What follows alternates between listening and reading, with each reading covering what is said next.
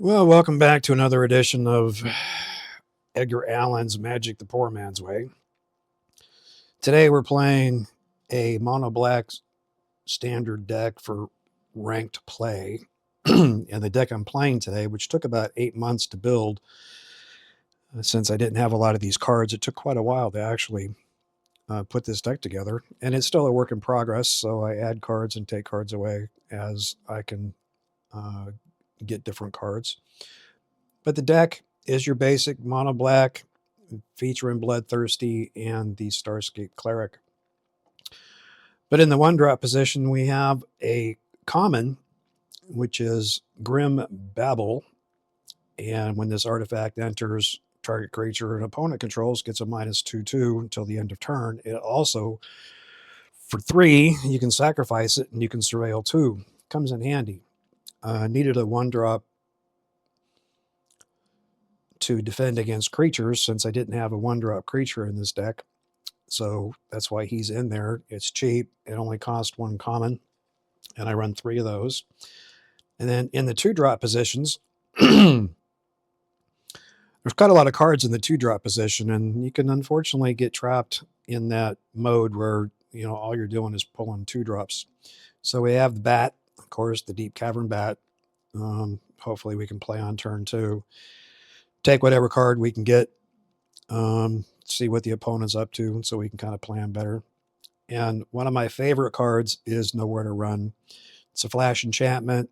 When this enchantment enters, target creature an opponent controls gets a -3/3 until the end of turn. Creatures your opponents control can be targets of spells and abilities as though they didn't have hexproof, and ward abilities of those creatures don't trigger. So it's very good against the, Sheltered by Ghosts and, the hexproofs and stuff like that. Part of the win con for this deck is the Starscape Cleric, or Starscape Cleric. He's a bat cleric, and for 3 you can Offspring and get a 1/1 flyer.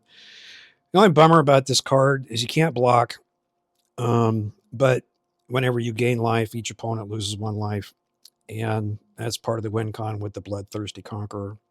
Of course, you got to have some kind of removal for some graveyard stuff and single creatures. So, strategic betrayal, target opponent exiles a creature they control and their graveyard. Comes in handy sometimes against the Cavero decks. Of course, mass removal. It's a little slow. Day of Black Sun. It's a great card. Each creature with a mana value of X or less loses all abilities until end of turn and destroys all creatures. So you can get around a lot of indestructible and hexproof and so on. Luis, the Pompous Pillager, vampire creature, lifelink.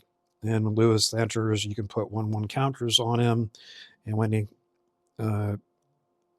enters, he deals X damage to target opponent. You can make up some life for not having a lot of creatures in the 1 and 2 drop spots.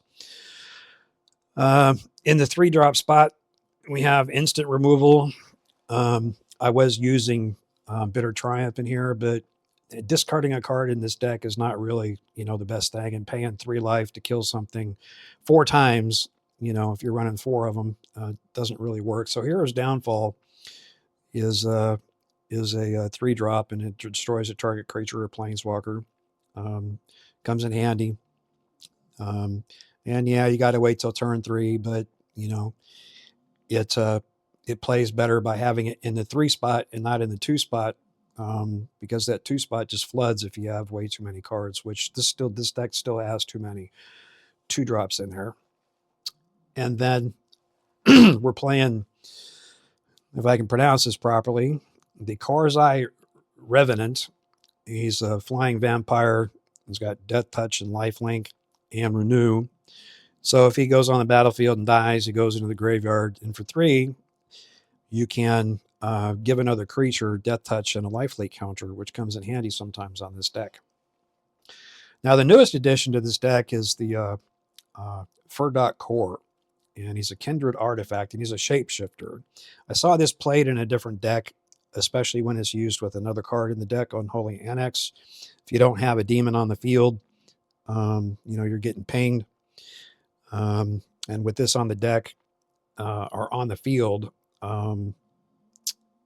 it can start pinging the opponent and give you some card draw at the same time without losing much life. And for a 3-drop, it's not a bad card, although the total cost of this card is 7, so you got to pay 4 to turn him into a 4/4 artifact creature until the end of turn. So it's a little pricey, but seems to work pretty well, with the Unholy Annex. And in the 4th spot, we have the, the enduring tendency, tenacity.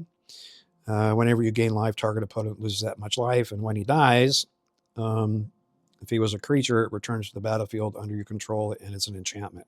Unless they kill it and exile it, he sits out there, and every time you make a ping, and gain some life, the opponent loses some life. And the second card, Bloodletter of Alcatraz, or Al, yeah, you know what I mean. He's a vampire demon, and he's got flying, and if opponent would lose life during the turn, they lose twice as that much life instead. This works with the Unholy Annex because he's also a demon. So by turn 4, if you can get him out and you have Unholy Annex out, you're in a better position because now you're still pinging them, and then they lose 4 instead of 2. The win con on this is the Bloodthirsty Conqueror. He's a cost 5, and whenever opponent loses life, you gain that much life. So the synergy between Enduring Tenacity and Bloodletter and or Starscape Cleric and Bloodletter, once you gain 1 life or lose 1 life, the game is pretty much over. It goes into that infinite loop of life drain, which is kind of fun to watch. And I run 3 copies of those because then I can have, instead of running 4 copies of everything, it limits my creature count and removal spell count. So I play 3s and 2s. Plus, it's kind of all what I have. I just recently got 2 copies of Unholy Annex. At the beginning of your end step, draw a card. If you control a demon, each opponent loses 2 life, and you gain 2 life. Otherwise, you lose 2 life. And for 5, you can create a 6/6 flying demon creature that's a token. The token can get taken out with, the Black Suns and other smaller removals, and but it works. The mana base, I run Cavern of Souls because in today's world, especially on the ladder, all you have is a bunch of counter spells and different things like that. So at least the creatures can get on the board and in the field. And that's half the battle, is just getting the creature on the board. So Cavern of Souls is pretty much a must nowadays. And I run this in pretty much all my decks that it makes sense in. Secured or Scoured Barrens. Now this is a dual land. Land enters tapped, and when this land enters, you gain 1 life, and it's a white and black. I don't run any white in here, but the reason it's in there is that I'll hold this card as long as I can, unless I need the mana, because if I can get Bloodletter on the field with Enduring Tenacity and or either the Starscape or the Starscape Cleric, just dropping this 1 for a ping, the game's over at that point in time. I don't have to attack. I don't have to do anything. If they have a board presence with bigger flyers, then I can trigger the loop with this card. And so we run 8, 16. We run 25 lands in this, and it can still land starve, or it can flood. But trying to get that turn 5 land drop for this card, you got to run some higher land counts in here. So as you can see, the deck is highly flooded out. There's 15 2-drops in here, and only 7 3-drops, 5 4-drops, 3 5-drops, and 2 6-drops, 6+. And that's because of Lewis. And it's got an overall mana curve of 3.0. And what tends to happen is I'll end up with a handful of this, 1-drops and 2-drops, but not anything in the 3 and 4-drops. So, I'm still working out how to get removal and not get flooded with cards that I don't necessarily need at the time. So that's the mono black deck that I'm running, and we'll see some gameplay here pretty shortly. And it probably will not be narrated; it will just be the gameplay, because I don't feel like setting up the camera to do the narration of this. The games were recorded yesterday, and so there's some wins, some losses, but you know that's the way it is on the ladder these days. You win some, you lose some, and not every game is going to win 5 in a row. And so let's check out the videos and see what it looks like.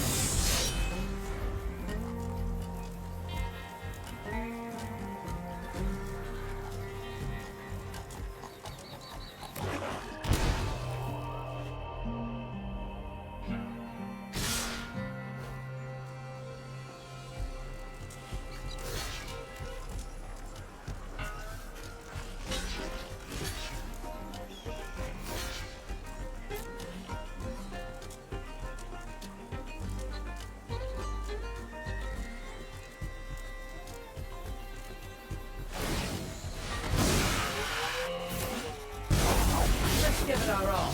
Slim chances just make victory that much sweeter.